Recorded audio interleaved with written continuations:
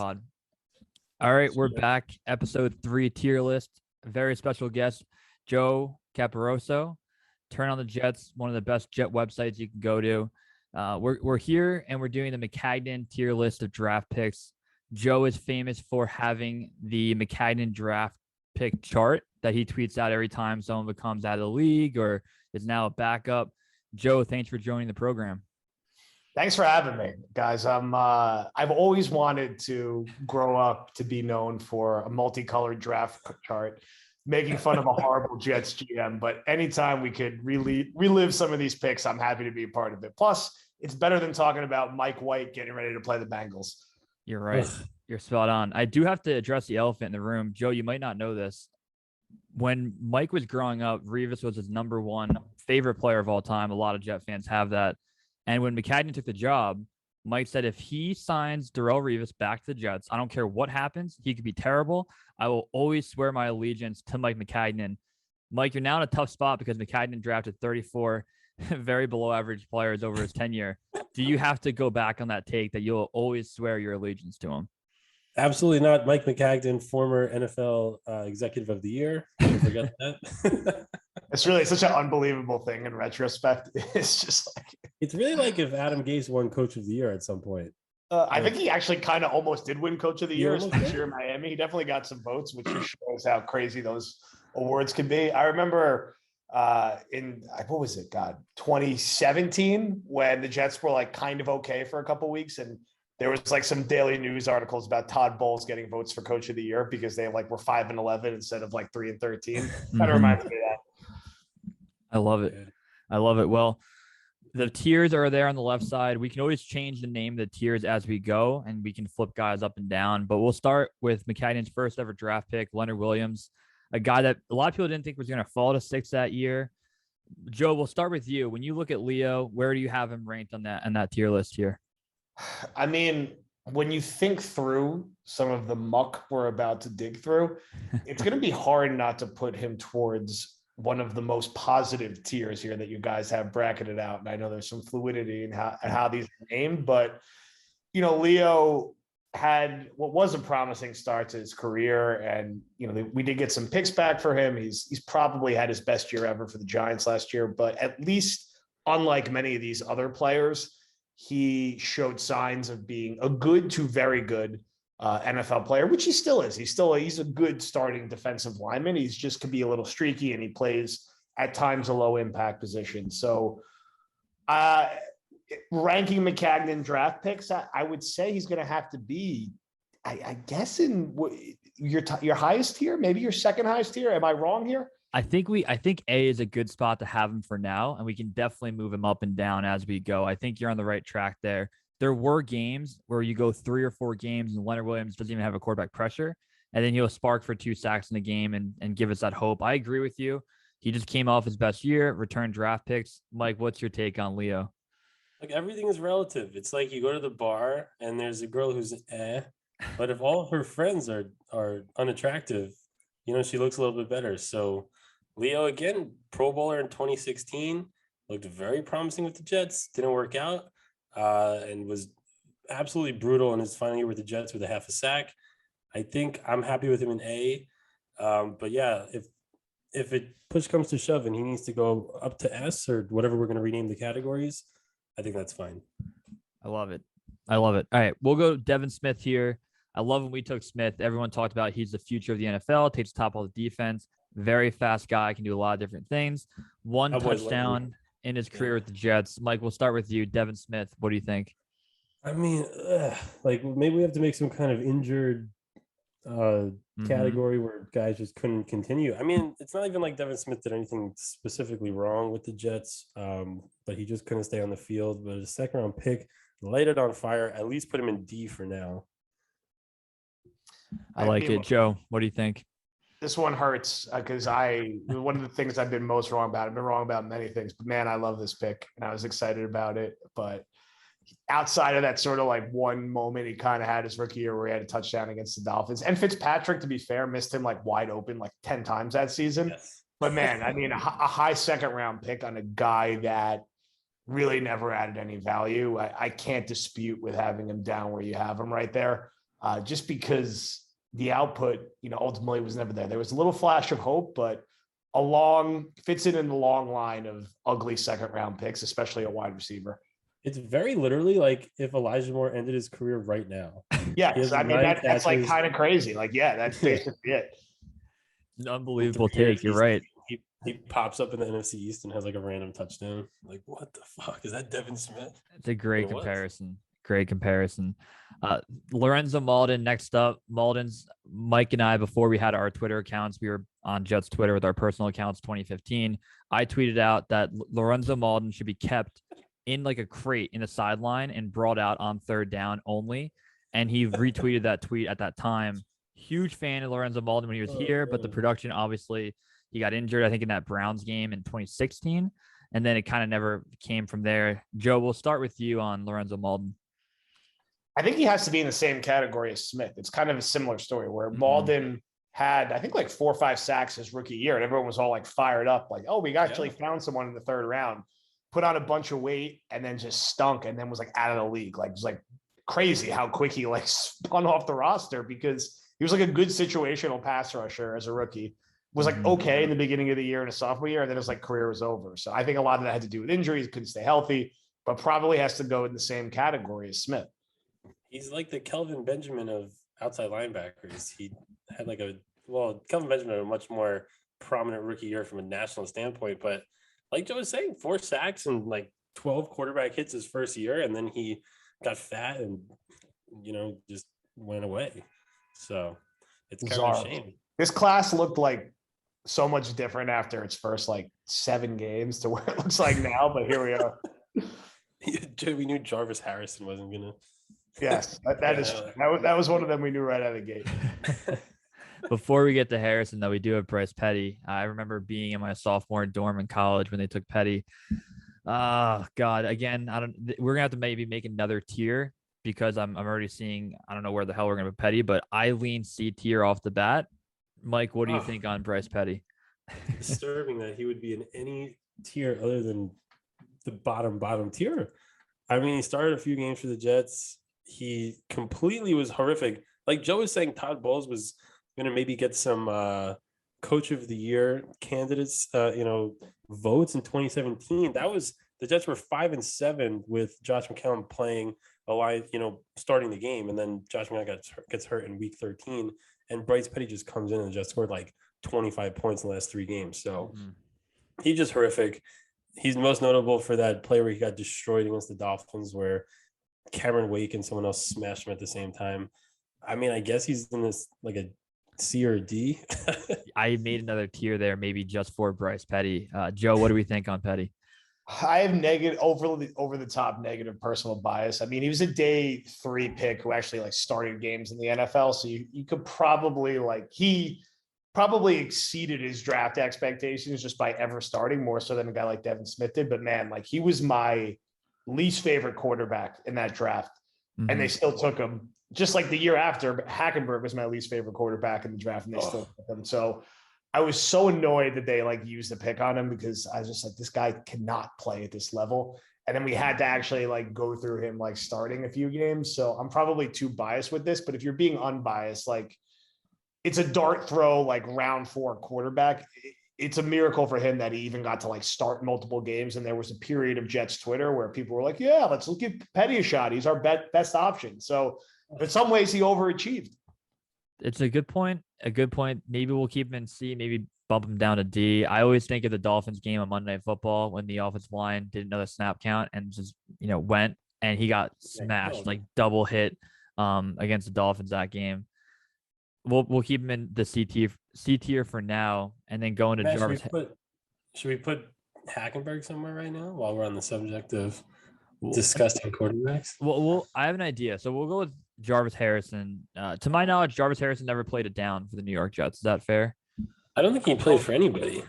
He might have caught on some other roster at some point. I don't think he actually ever played a snap though. The funniest thing I remember about this pick, and this was the one pick, as it happened, you're like, man, this isn't going to work. Cause it was negatives. This guy does not like football. He does not enjoy football. He's not interested in football. And it was gee, I'm shocked that this guy didn't even make the initial 53-man roster. Just never had a chance of working. So but you could still put him as low as it goes because he literally didn't even make the initial roster coming out of the draft.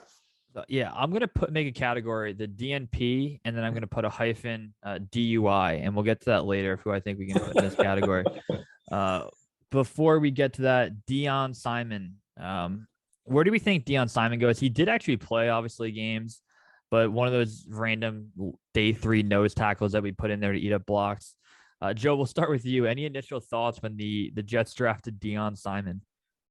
Man, I mean, it's just hard to get excited about 7th round nose tackle. No offense to Jonathan Marshall, it's kind of a similar thing, but I mean, look, he had a couple okay moments, certainly better than Jarvis Harrison, and better than some of the guys we'll get to on this list. I mean, like, he was around for a couple of years, so I think you could be nicer to him than we've been to Harrison or Petty. Yeah. Maybe what a horrible draft class in retro. I mean, it's not even the worst one. It's so bad. Good point. He had a sack and a half. I didn't know he had a sack and a half. I think I'm looking now. He had a sack in like week 17, like a random game. But I mean, the Jets seem to draft one of these guys every year. It's hilarious. They take literally one like nose tackle at the end of the draft, and it never works except for Foley. So I guess I'll take if they do it every like 4 or 5 times. If you hit on 20% of your 7th round nose tackles and you come out with one Foley, I'm fine with that. It's fair. I mean, look, you take all these swings at enormous nose tackle, something's eventually going to work. So are we good with the D tier for Deion Simon, or that's fair? All right, well, we'll leave him there for now. We can definitely move him around, and that, to your point, Joe, caps off the 2015 draft class, which is ridiculous. And then moving into 2016 is the Darren Lee year, and Darren Lee is going to have an amazing, history in Jets lore. The fact that he's the reason why that we have new uniforms. He was traded by a GM at the time named Adam Gase. Like, his direction with the New York Jets is hilarious. And another guy that when he came in, this is the future of the NFL. He's a hybrid linebacker. He can do everything. I always remember the pick he had against the Colts, but where he was selected, I'm very curious, Mike, where you would put him on this tier list, the fact that he was a 1st-round pick.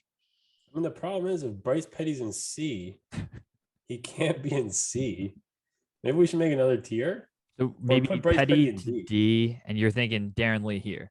I think Darren Lee's a C. Like, he's an underwhelming 1st-round pick who played an important role for the Jets, took steroids even though he looked like he was a toothpick. He had the pick 6. Did he have a pick? Yeah, he had a pick 6 against the Lions. And he did. Yeah, man, forgot about that. God, that feels like 100 years ago. I mean, it does. It really does. Like a different dimension, but it's also the last time the Jets have picked in the lower part of a 1st round. Like, God, when's that going to happen again? It was Lee the 20th pick or 21st pick. He was the 20th pick. Russell Wilson comes back. Oh man. I mean, he did have a couple moments, right? People were he's getting it, he's coming around. I certainly don't like Adam Gase, but I don't blame him for trading him, and just he never has hit anywhere else, and just another bad miss of a 1st-round pick. I'm already looking forward to the graphic because people are going to look at the C tier and have Darren Lee there, and people are going to lose their fucking minds. So for now, we'll keep him there. I think I agree with you, Mike. That's where he lands. And then we go into Hackenberg now, who I think would be a perfect candidate for the did not play DUI. This was a pick at the time. I'll never forget. This is the draft where a lot of picks were getting leaked online about a minute before. And I told my friends, do not make any reaction. I want to know nothing. And we're watching on live TV, and my friend starts cracking up in the corner. So I knew at that time something bad happened. It was a quarterback, and I did not want Hackenberg. They took him here in the 2nd round. Joe, what was your thoughts when the Jets made that move and drafted Hackenberg? Man, it is just the worst. And the first time that very big doubt started creeping in my head about Maccagnan, because he was riding a hot streak. He won Executive of the Year. I already hated the Petty pick the year before, but whatever. They were kind of good in 2015, so I can't really get too mad about it. But I was like, Hackenberg is easily the most obvious bust in this draft, and they use a relatively high 2nd-round pick on him. I was out at a bar at a party for a friend, and I just walked out and walked home halfway through the party because I was so disgusted with the pick. And it was so funny because he had that one drive in the preseason against the Giants. Everyone's like, "Oh, look at this." Yep. And he was just never again. And I think it was one of those things that I've heard in talking to people around the team that everyone on the team knew right away it was a disaster. Like he could not complete a pass in practice. And Mm-hmm. it was immediately obvious from day one that he could never play in the NFL, and not his fault. By all accounts, a nice guy, but about as disastrous of a second round pick as you can make. Oh yeah. Mike, what do you think? I don't like when things are so absolute in takes, but every person, nobody wanted Hackenberg. Technically nobody knew like Hackenberg could have been great. It's like no one really knows. I think everybody knew. And they took him with the second round pick, and then it was a dumpster fire and he never played. So if there was a category below this, he would be on it. He's probably the worst. I mean, it's tough to say he's the worst pick in team history because other guys, you pass on certain guys, and other guys like Vernon Golston maybe make you not win a Super Bowl, but garbage. The thing about Hackenberg too, I'm happy for him post NFL life. He's doing a great job. He's like a quarterback coach at a high school, which is actually true, not a made up story that someone made up about Gase being at a high school. But I'm very happy that he's having like a good life. He didn't seem like a bad guy. Todd Bowles famously didn't activate him in week 17 because he actually said he didn't want to get hurt because he was not an NFL quarterback and couldn't read a defense. Horrifying pick. And now we get to move on to one of the better picks that Maccagnan made, and that's outside linebacker Jordan Jenkins. So a lot of Jet fans are big fans of Jordan Jenkins. Joe, what are your thoughts on this pick? I mean, of the Maccagnan picks, it's one of the better ones, right? For a third rounder, Jenkins was pretty good. Like that's kind of what you want from a third rounder. He was a good enough starting like edge. Okay, 5-ish sacks a year. I think he's still bouncing around playing meaningful reps for the Texans. Had a decent enough run here. Was never going to be a 10-sack guy, but high effort, generally was able to stay healthy. So one of the better picks he made, sadly. So can't knock Jenkins too much. Man, Mike, what do you think? You bastard, I asked first. Where do you have him? Where do I have him? I mean, you can put him in A, you can put him in B. I put him in B for now. I don't know. That's where I go. That's like his category. But he played the most games of any draft pick for the Jets that Maccagnan selected. So I got hit. I think he had 2 8-sack seasons. Definitely one. And he got a little bit of money. Did he get a second contract, or they just picked up his 5th-year option? Didn't it was like a 1-year deal. They got him like at that 1 year, $5 million deal. That was it. Yeah, because I always think like the Jets never have any guys that they re-signed to a second contract. I was like, fuck yeah. It was a 1-year deal. Take it. And then we move on to Justin Burris. Justin Burris, he's actually still in the league, which is hilarious. He's with the Panthers now. I think you could put Justin Burris in the D tier personally. 2 picks in 2 years, 7 passes defended, started 2 games. He was on the team. He wasn't hurt. He was active for games. So I would throw him in the D tier. It's another non-factor for the team. Joe, what do we think on Burris? I mean, again, comparatively to other Maccagnan picks, like he's an NFL player. Like he's still bouncing around the league. He's actually like had a couple okay moments, I think, with other teams. Had that pick on the opening week against the Bills and got tackled by Marcus May, I think. Exactly. Before he ran for a touchdown, which summed that season well. But was an NFL player, which was, as we'll see in some of these other drafts, like hard for Maccagnan to find sometimes on day 3. So probably like middle of the pack here, right? It has to be. My only note on Justin Burris was that he had the pick that Joe just talked about, where he gets tackled by the Jets, and that means he should be in the D tier. The 2017 opener you're talking about. That's one of that's out of the past 11, 12 years, the least memorable opener was 2017 in Buffalo. We watched the game together. It was only 4 years ago, and I couldn't tell you one thing that happened in that game other than that play that you both referred to. Brandon Shell comes in. I put him in the new uni in the picture I took of him. Can't believe we went into 2019 with this guy as our starting right tackle. Joe, what do you have on Brandon Shell?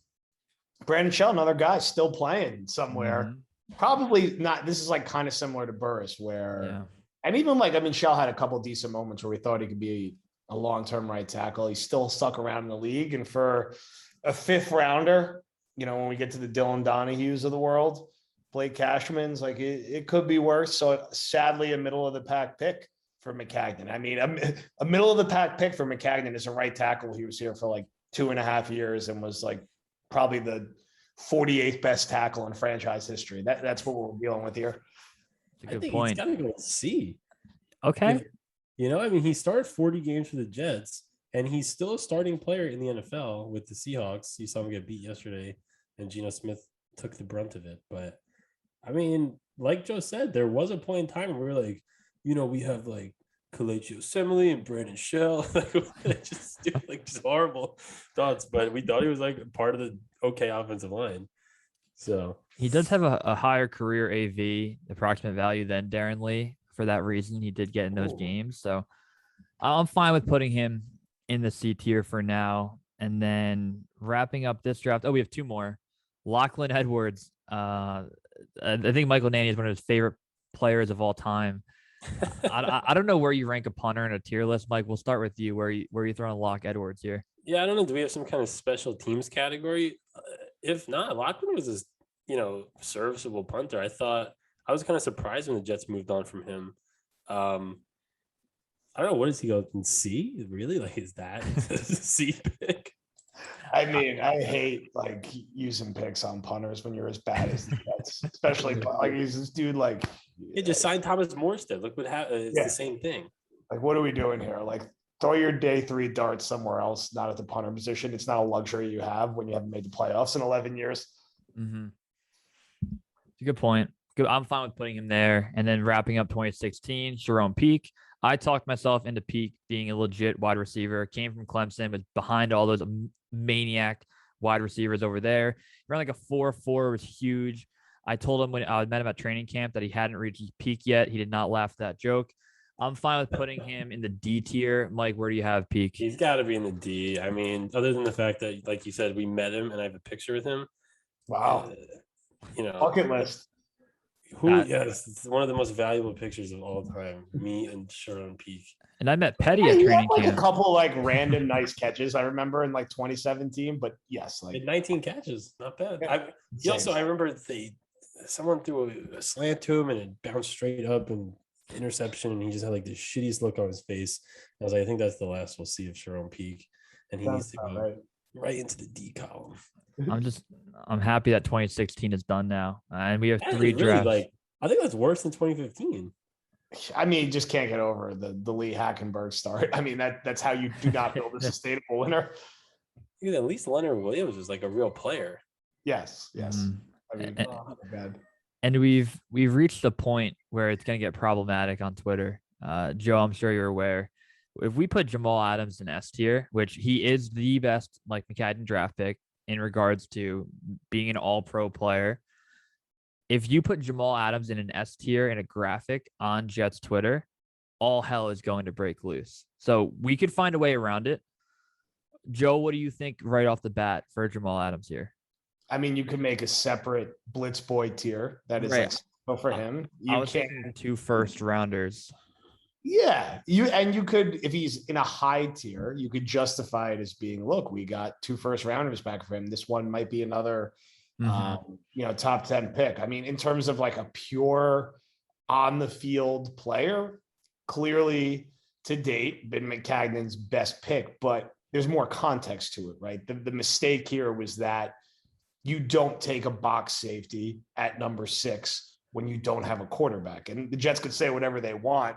We've all been over this a million times. Their internal thinking at the time was that either Christian Hackenberg or Bryce Petty was going to be their quarterback of the future. So they passed on Deshaun Watson and Patrick Mahomes, which from an on-field perspective, with everything going on with Watson, is utterly insane. And Matt Adams, the point is that as ever good as he could be, was not going to impact the Jets' win and loss record enough to be worth the 6th overall pick. And he's actually seemed to regress in Seattle when the defense is not really catered to his in-the-box skill set. But at least he's returned some picks back. He was never going to sign a long-term deal here for any type of remotely reasonable money. So a tough one to categorize, one of the most disliked players out there by Jets Twitter generally overall. But at least the Jets got a strong ROI back for him. And they had a couple, he had his share of highlight plays that fans got to enjoy while he was here. And it didn't have to be like that. It didn't have to be him leaving on horrible terms. because we've seen people leave our team and we still root for them, which is great. I think that happens a lot. Jet fans are pretty loyal and they like a guy until they give him a reason not to. Jamal Adams stayed at the end of every practice, every training camp, signed every autograph, was a rah-rah leader, wasn't really an asshole. He was a likable guy. And then somewhere along the line, he got bad advice from bad people and thought it was smart to demand a trade, and how he went about it was horrible. On the field, I loved Jamal Adams. 2017, he was good. 2018, he was great. In 2019, he was all pro. To your point, Joe, when you are a safety requesting that much money, he is a perfect fit for a team like Seattle, who is trying to make a Super Bowl run, but he's not going to impact the Jets winning and losing games. Call it 1 win a year, if that, probably half of that. So I'm fine with putting him in his own category, but calling out that he's an asshole. Mike, what do you think? I mean, you guys hit it on the head. It's a shame. It was unnecessary what happened. And the result is he's one of the most disliked players in franchise history. And it's on him. And he should have his own category when we make a ridiculous tier list, calling him Blitz Boy. And he deserves it. And then we got a more likable safety still on the roster as of now. Marcus May. Joe, where do you have Marcus May tiered here? I mean, I guess you'd put him on the same plane as like Leonard Williams, probably about the same caliber of NFL player. I don't think it's likely he's here next year and going forward, although there seems to be a softening on the relationship. So maybe that happens. But when he's on the field, he's a good safety. Probably one of the better safeties in the NFL when he's really rolling. So I think the Leonard Williams category is fine. The problem is you can maybe put him in the DUI category too. Oh, he did get a DUI. That is tough. The DNP DUI category will be touched on very soon, but you're right. I like him in A tier. It's criminal that Mike Maccagnan took 2 safeties in the first and second round. I don't care how good and they both ended up being. Very, very strange move. Moving on to one of my least favorite players of all time, Ardarius Stewart. Mike, what are your thoughts on our guy Ardarius? Well, the problem was you used to get to hilariously group Ardarius Stewart and Chad Hansen together, the guy who was picked in the next round. But then Chad Hansen went and became like an NFL receiver for the Texans. And it just shook it all up. So now Ardarius Stewart is even more of a horrific person than Chad Hansen. And he should be buried deep on this list as well. To take another 3rd-round pick and light it directly on fire is what the Jets did. He had more career rushing attempts than receptions, which is a weird stat. And he put him in the D, I guess. We always argued, Joe, that we wanted more designed plays for Ardarius Stewart, and they probably did 1 per game, and they went for a negative gain. Joe, what are your thoughts on Ardarius coming out of Alabama? This was such a bad pick from the second. You could check the Twitter receipts. The second this happened, I was like, I hate this pick. It's a horrible pick, horrible decision. I remember at the time, people were like, well, like he's kind of like Jalen Marshall. Like Jalen Marshall stunk too, and this is what we were actually talking about here. And everyone was like, everyone on Twitter at the time was like, take Chris Godwin, take Chris Godwin, take Chris Godwin. But the Jets knew better and took this like small, slow gadget player who only had a couple moments at Alabama because he was at Alabama. And he just could not play or contribute at this level. And it was just such a obviously not going to work pick that put him as low as you can. Put him as low as you guys' stomach. It's just such a bad pick from the day one. Was he injured at all? Could we throw him in the injured? I even might put the injured category above our D guys, but then maybe you move Justin Burris up more. I don't want to throw around too much. I think didn't Stewart have injury concerns and banged up a little bit? He doesn't deserve to be on the injured. He just sucked. Okay.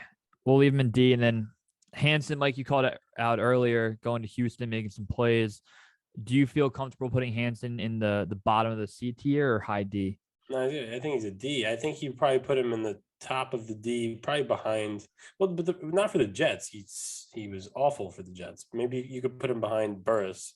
Burris is a contributing NFL player. I mean, but Hansen had his any career type of moments for the Texans. Mm-hmm. And is he like out of the league now? He had that like flash last year and he's just like gone. That's it. He probably should be in the league. He's not. I mean, he's not playing this year, but he averaged 47 yards a game and caught 71% of his passes last year, which is, I mean, pretty good. It's really not bad. I mean, obviously better value than Stewart ended up being, but in terms of for the Jets, Just nothing. I think he had like one nice catch against the Saints randomly, like in a late season game. That was like it for his entire career. It's also so depressing. I remember these random plays from these random seasons. I love 9 catches. He remembers a random play against the Saints is awesome. I love it. And then everyone's favorite tight end, Jordan Leggett. Mike, you're a big Jordan Leggett guy. You talked us into Leggett. What are your thoughts on his career AV of 1? This is when I was arguing with you that Maccagnan was an okay GM because I had made the pledge that I had to love Maccagnan for the end of time. He had a touchdown against the Jaguars, I believe. Yep, with Darnold. Yeah. I think that might be enough to get him at least into the mid to the top of the D tier. I'm fine with putting him NFL touchdown on the board. Another guy who was like coming out like he doesn't really like football. Like he'll figure it out though. And it was like, here we are. I'm fine with putting Leggett in the D tier. And then the reason why we have the DNP DUI category is Dylan Donahue, famously getting arrested for a DUI driving the wrong way in the Lincoln Tunnel. One of my favorite all-time stories that isn't talked about enough. Dylan Donahue was promised to be a high-energy guy out of West Georgia who was going to be, I don't know, call it 5 sacks a year, be that, guy off the edge, late day 3 pick that could do something. He was terrible, and he got a DUI driving the wrong way down a tunnel. Joe, what are your thoughts on Dylan Donahue? I mean, another pick that was obvious from the moments it happened, it wasn't going to work. You don't take short-armed, slower pass rushers with your day 3 swings. I don't think he even came close to like sniffing the roster, and there was just never a chance this pick was going to work. Just the epitome of a wasted day 3 draft pick, which is a shame. Just no chance from day 1. Mike, anything on Donahue? I'm just happy that we created the DUI column probably specifically for him. Yeah, he's earned it. And then Elijah McGuire, a guy that actually has scored touchdowns for this team. He had the big run against the Jaguars, 2017. Did he run for like 130 yards that game? That was crazy. Like, massive game out of nowhere. Powell had a big run that game. Powell had the one where he wasn't touched. I think they thought he was touched, and he just kept running. Yeah. And McGuire had the touchdown after the crazy Sam Darnold play in 2018 when he ran all over the field against the Bills and threw the touchdown to Robbie, and then the game winner. And then he had the game winning touchdown. Yep. Yeah. So we think C tier for Elijah McGuire, maybe. The problem is he's like not as good as Darren Lee. Yeah, I mean, you got to look at it as like a 6th. He's the quintessential like Jag 6th round running back who like bounced around a little bit, got way overhyped by fans because there was no one else to play running back. He's like LaMichael Pirine before LaMichael Pirine. And I always said like my fear of the Pirine pick. I'm like pretty sure this guy is just like Elijah McGuire, and he's not even as good as Elijah McGuire because he can't even make it onto the field. Mm-hmm. But like McGuire, like outside of that like one random great run against the Jags, which I think he was like untouched anyway. It's just like this guy will get you 3.1 yards a carry, can't really pass pro, and he's going to be out of the league in 3 years. And here we are. I agree. And for P. Wright's sake, he's not Elijah McGuire. And we'll 2 more picks left for 2017. Jeremy Clark. I didn't know Jeremy Clark played a game. I thought he did not play. I'm looking here. He played in 2 games. Was he number 31 or was that Derek Jones? Derek Jones is 31. Because someone was like, "Oh, it's Cromartie." Yeah, because there was like a lanky number 31. Jeremy Clark, Bryce Hall, and Bless Austin are all the same person who had major knee injury in college and then was a day 3 pick taken by the Jets. Who then, Jeremy Clark did nothing. Bless Austin did something, and Bryce Hall is actually kind of good. Where do we put him in? Did not play, even though he did play a game. I think we should put him in. I suggested before, I think we should make a category of 6th round cornerbacks that suck. I mean, I think like Clark, I know it shows he played 2 games. I refuse to believe that's even true. There's no way he ever played. Jones, like, definitely played like one of those like meaningless week 17 games and probably played like 17 snaps, and everyone got overexcited because he didn't allow like a completion in those 17 snaps and like a 40-0 loss. But I felt like got a little closer to actually playing, but probably in the same bucket for those 2 guys.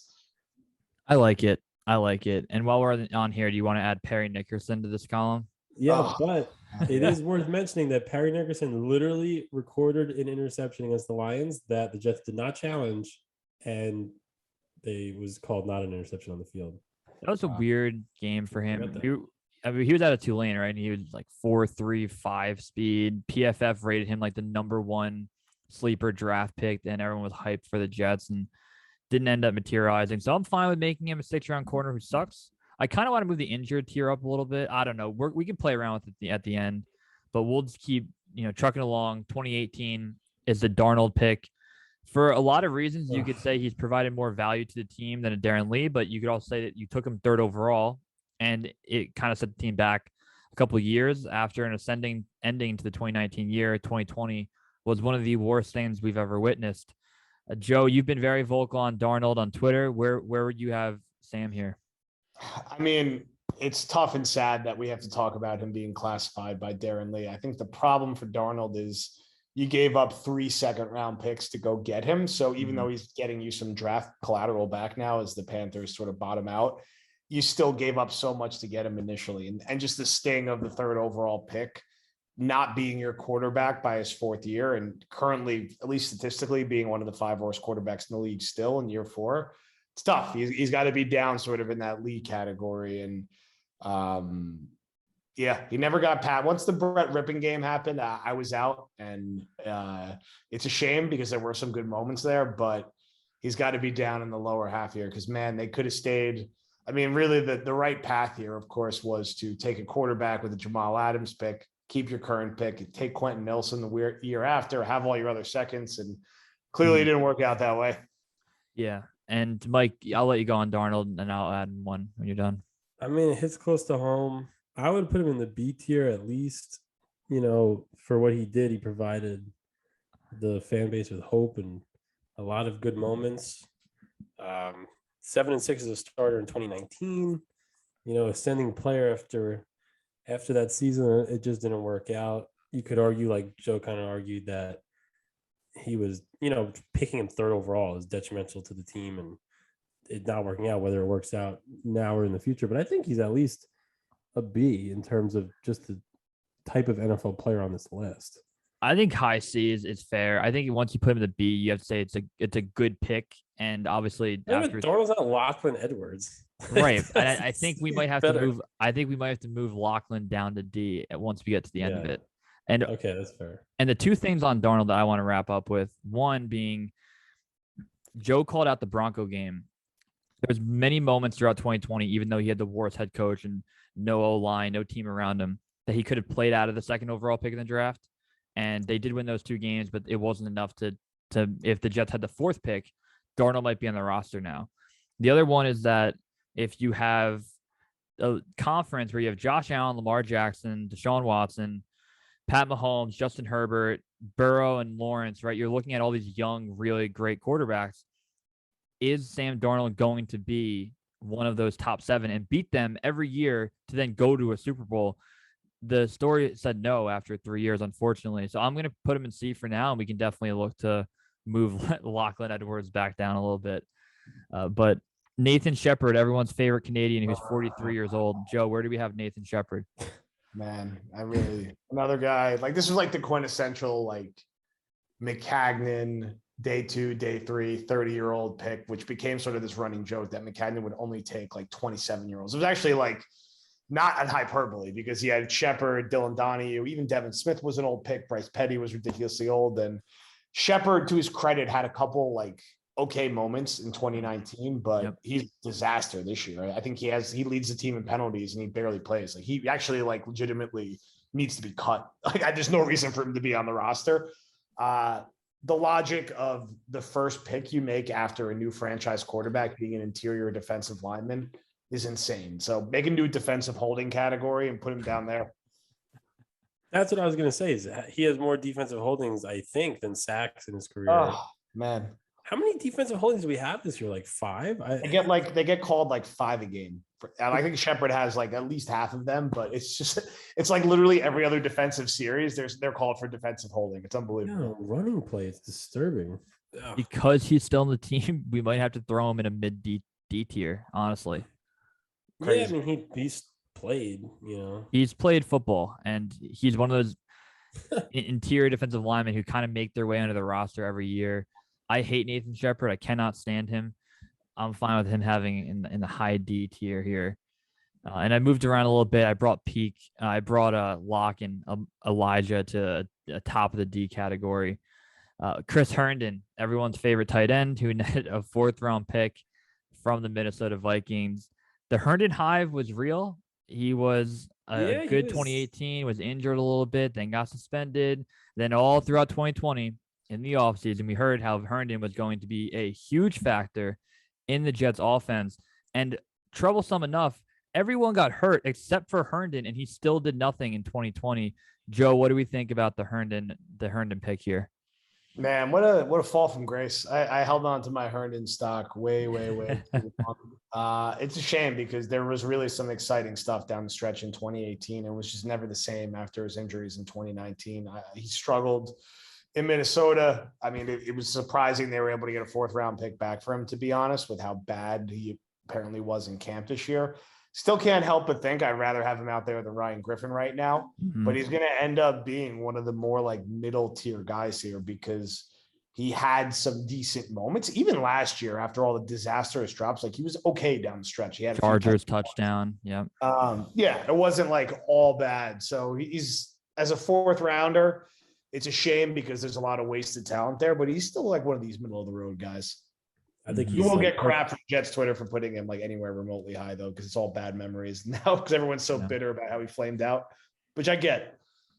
Mike, you didn't love the Herndon trade at first, and once a 4th-round pick, I think you're more fine with it. But to Joe's point, you'd rather have him over Griffin, and I know you wanted to keep him for 2021, Mike. I would have been happy with Herndon, and I mean, once the Jets traded him, I was shocked that they didn't make a corresponding move at tight end. It really is shocking. You could do a whole 4-hour podcast about how the Jets mishandled tight end this offseason. That's for a different day. Yeah, they go into this year with Tyler Kroft and Ryan Griffin and Trayvon Wesco and Daniel Brown is disturbing. But I think Herndon's are shooing for the C category in this.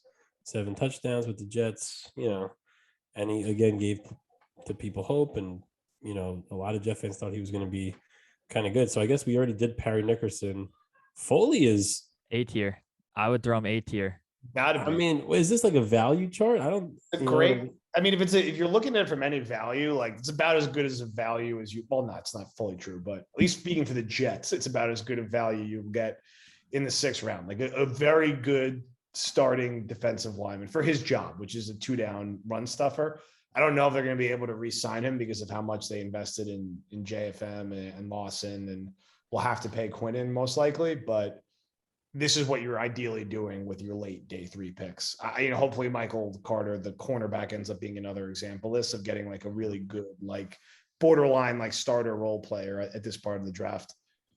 I have a hot take. We could throw Leo down to B and move Foley and May into the top tier and kind of drop down Jamal Adams 1, because Joe, you hit the nail on the head. If you go off value, Foley was the best draft pick that Mike Maccagnan made. Yeah, I mean, there's definitely an argument to make there. That's kind of crazy, but it's probably true. Mike, what do we think? We keep it for now, and then we'll move around at the end. I know we're getting. Yeah, like Leonard Williams and Marcus May are better players than Foley, so I would be happy with him in A or B. But he's also a terrific leader. He's a team leader. He's a captain. He's not a scumbag. He takes the old quotes from Steve McClendon and is carrying on that kind of voice in the locker room. So, there's nothing but good feelings for Foley. I like it. And then Trenton Cannon wraps up 2018. I mean, it's Trent. I think Trenton Cannon. He's on the Ravens, right? Yeah, he's still in the league and special teamer.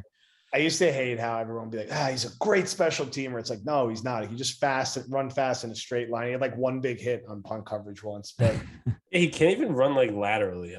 He runs such man. When they were like that stretch of the year where he was like regularly getting carries and targets it's still dark days, but very dark. Do you want again, he's a late round pick, so it's like he can't kill it too much. Like he is still in the league. There's worse picks, but man. Do we want to add him to the 6th round pick category who suck and take corners out, or we can keep corner and we'll throw him in the D category? Is that what you want to do, Mike? Yeah, I mean, he's more of a D guy, like Derek Jones and what's his face should have their own special place. And Yeah, Jeremy Clark, of course. I get you. ugh, what a And disaster. 2019, I think you can argue that 2019 is the one that, although there's still remnants on this team, after Quinnen, it gets god awful. But we do love Quinnen. Quinnen does have games occasionally where he doesn't blow up the stat sheet, and some fans want to see more. By all accounts, the guy balls out and plays his ass off. He's not going to give you a headline other than bringing a gun to LaGuardia. He's a good dude. I like Quinnen a lot. Joe, where do we have Quinnen here? I mean, Quinnen, he can be a little hot and cold at times, but when he's going, he's a great defensive lineman, and he can be dominant for stretches of time. I do think he will get another contract from this team at some point. So, I mean, again, the logic of taking his position as high as they did when they were as bad as they were. I don't know what trade down options were really there, what other pathways they could have went with the top of that class. So it's hard to kill the pick too much because he is a very good football player when he's healthy and going and still young. So he's going to be right at the top of this. And he's still a well-liked player by the fan base for understandable reasons, and an easy guy to root for, and someone who I do think will be here for a while. I could be wrong. We said the same thing after a couple of years about Leonard Williams, Jamal Adams, some of these other guys. But for now, I think he could be as high as anyone on this list, if not higher. I would recommend throwing Quinnen in A tier and moving Leo to B. That's what I think my recommendation would be. I think it makes the graphic a little better, a little smoother. Like, I know Leo might be a better player outright than Foley and Quinnen, but remember all the garbage that we went through with Leo of doing nothing over time. And then as soon as we trade him, he sucks for the Giants, and the year after goes up and gets a ton of sacks. So I'm fine with putting Leo in the B. Mike, what do you think of Quinnen and that move? No, I mean, you're right. Leo is a better player than Foley. I think Quinnen is a much better player than Foley is the only problem. Quinnen, I think, is also better than Marcus May. But like Joe said, his career is eerily and scary similar to Leonard Williams, even statistically so far. 7 sacks the second year. Sue does what he does this year, but he's having a good start, 3.5 sacks in 6 games. But I'm hoping that Quinnen Williams will be by far the best player on this list. That would be the hope of current Jets fans. And I do want to call out, if you look at the graphic right now in the tier, look at all the new uniforms up there versus the old. It's funny to say how bad the 2015 to 2017, 2018 draft class was. None of them are still on the team, right? So you look at how the old unis down at the bottom there. We're almost done, though. 5 left. I know we've been on for a while, so we'll wrap up here. Everyone's favorite outside linebacker, Ja'Kai doesn't play it down of being a 3rd-round pick. He was one that kept dropping and dropping and dropping. And on a lot of people's boards, he was still up there. There was character concerns. Does he have a high enough motor? There's a crazy play on Florida of him coming and tackling the running back after being out of the play. So a lot of people liked the pick at the time. If I had a Twitter, I think I would have liked the pick at the time of like my current burner account that I have. Joe, when they took Polite, what did you think? I mean, like many, I was like, yeah, I like it. Good value. Like, this is a 1st-round talent you're getting in round 3. This is what you should be doing with your 3rd-round picks. Take someone with more upside than like a Jordan Jenkins or a Lorenzo Malden. And like everyone else, like wrong. I mean, like, guy couldn't even make the initial 53-man roster, which is crazy. Because, from a physical talent perspective, he should be in the NFL, but I guess the off the field stuff, and it just never clicked, and just one of many like really tough, brutal misses. That's as bad as it gets to have a high 3rd-round pick, not even be able to make your opening man roster when you're one of the worst teams in the NFL. Almost impossible. He went to the Rams, got a sack, and then obviously fizzled out from there. Mike, we know Polite is in the did not play DUI category. Anything to say before we move on to Chuma? No, let's move on to our disgusting swing tackle, who every time he enters the game, something bad happens. Usually he gets a penalty. This week, immediately he gets entered, and AVT got a holding penalty. I mean, another guy who, for a second there was a sliver of hope. Maybe this guy will develop into some kind of player for us in the future. I mean, I guess you could hold that hope out if you are on the Chuma Edoga Hill, but I will not be dying on the Chuma Edoga Hill. And I think he's going into the D column. A good hill not to die on. Joe, what do we think on Chuma? Yeah, I mean, look, like he should be a guy who you draft guys like this to be like a developmental lineman who could be a valuable depth player and like a spot starter, and he can't do that. And I'm actually shocked he's still on the roster. I certainly don't think he'll be on the roster next year, so no problem with that.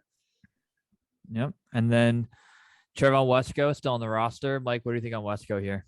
Trevon Wesco is the best fullback in football. I mean, I guess.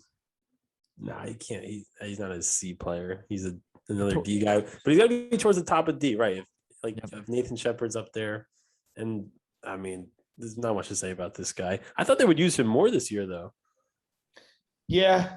I mean, this was another one of these picks where, like, in the moment, you're like, what the hell are they doing? Like, they're taking a blocking tight end in round 4.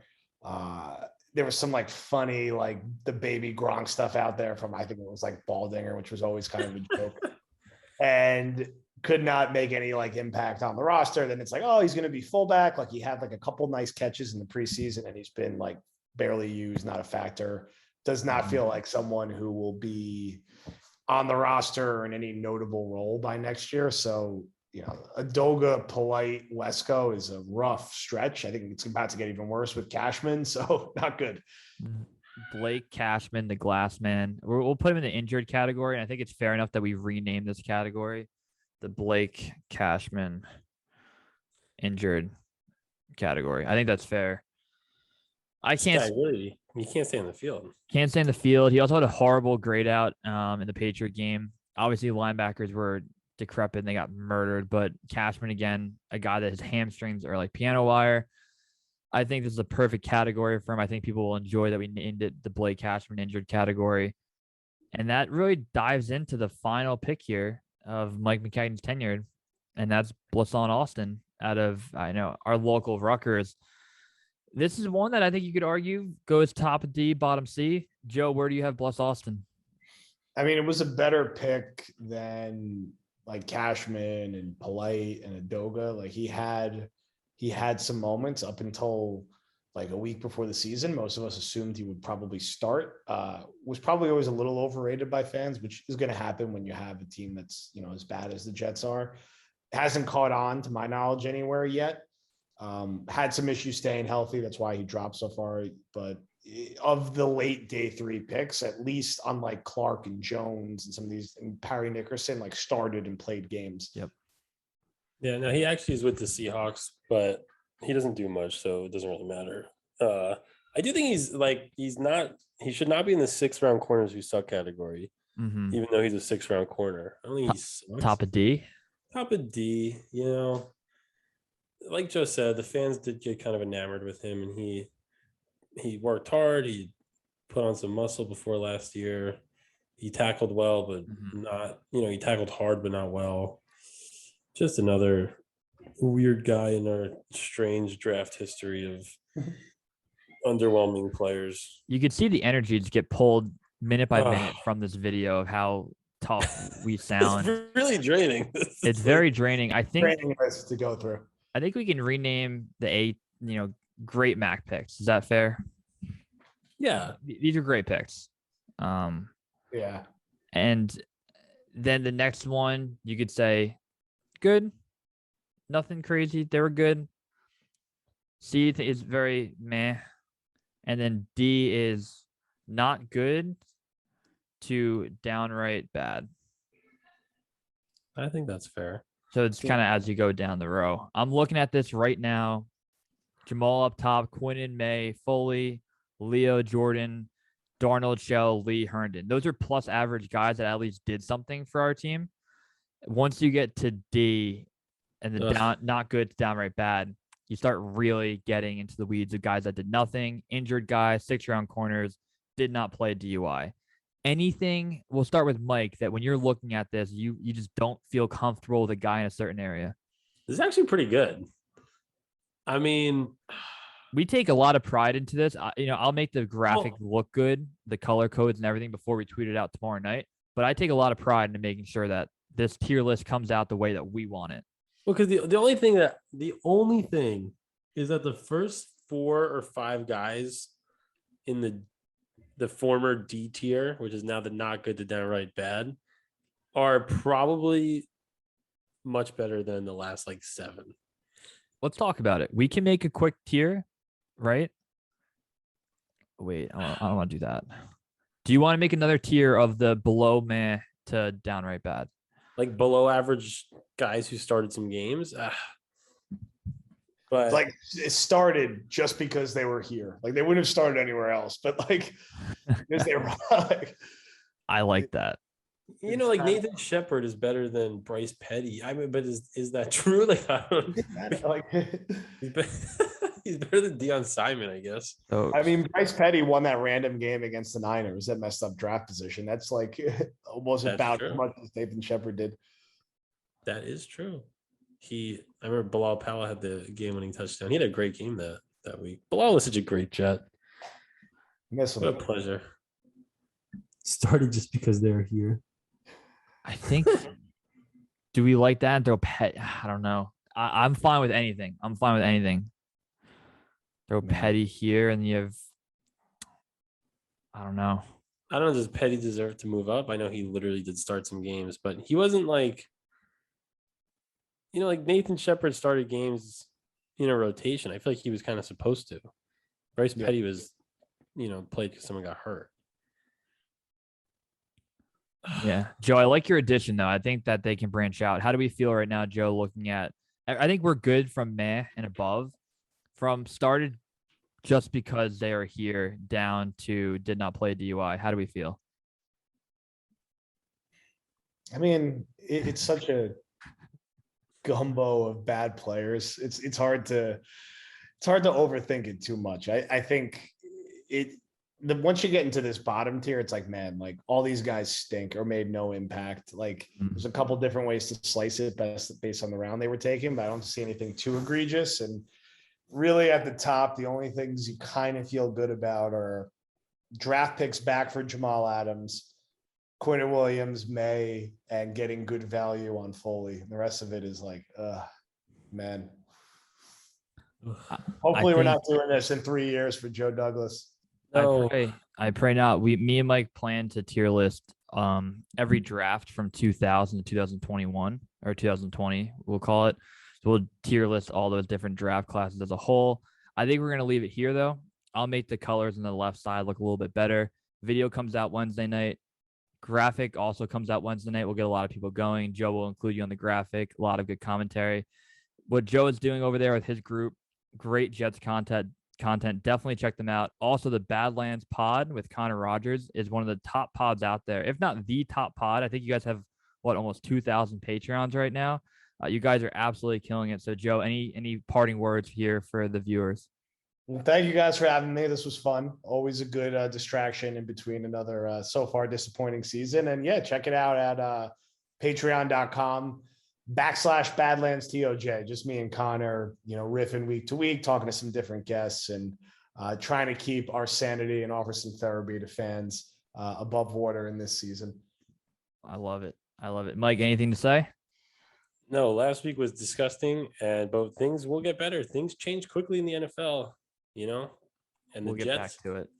We're going to get back to it.